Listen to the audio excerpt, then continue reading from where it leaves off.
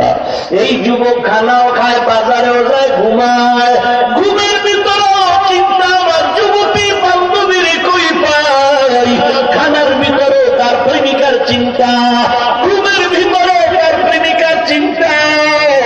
ঠিক এই জমিনের ভেতরে যারা মুজাহাদার সবক পেরিয়ে মুরাকাবায় ঢুকেছে, ওই বান্দা মুরাকাবা ফিকির করে আমার মালিক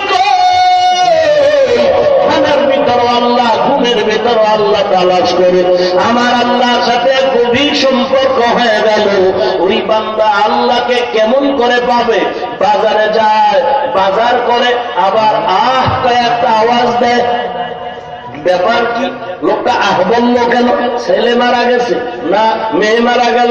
না না, আহ বলার কারণ ওর ভিতর থেকে একটা তামান্না, আমি মাওলারে তালাশ করতেছি।